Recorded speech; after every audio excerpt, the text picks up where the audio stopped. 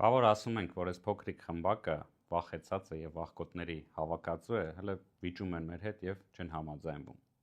Ազատության հրապարակում տեղի ունեցած հանրահավաքից հետո խառնվել են իրար, որովհետեւ տեսել են Ուժեղ Հայաստան կուսակցության ետևում կանգնած այդ ուժը, ժողովրդի ուժը։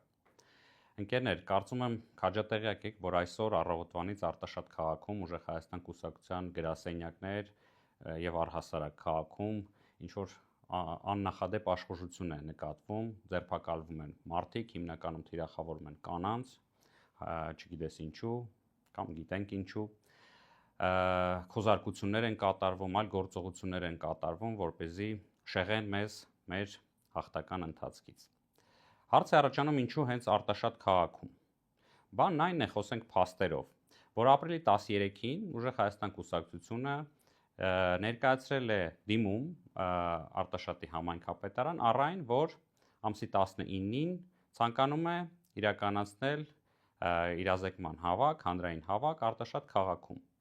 Այսօր առավոտյան հրավիրել են հանդիպման, որտեղ հայտնել են, որ չեն կարող թույլ տալ, որպեսզի այդ օրը իրականացվի հանրային հավաք։ Հարցին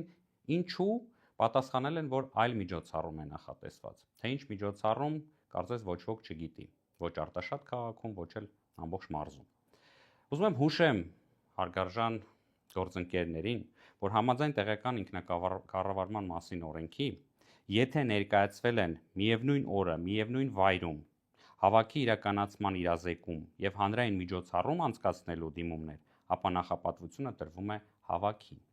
Պետք է գործել օրենքի սահմաններում։ Արդեն մեզ համար պարզ է դարձել, որ փոքրիկ խմբակը դիմում է բոլոր հնարավոր ապօրինությունների, օգտագործում է վարչական ռեսուրսը, այս նախընտրական բոլոր կանոնները խախտում է, թիրախավորել է գլխավոր ընդդիմադիր ուժին, Ուժեղ Հայաստանին, բայց մի բանում մենք վստահ ենք, որևիցե խոչընդոտ մեզ չի խանգարելու հասնել մեր նպատակին։ Մի բան է պարզ, ոչ մի բան մեզ չի շեղելու մեր հաղթական ուղուց։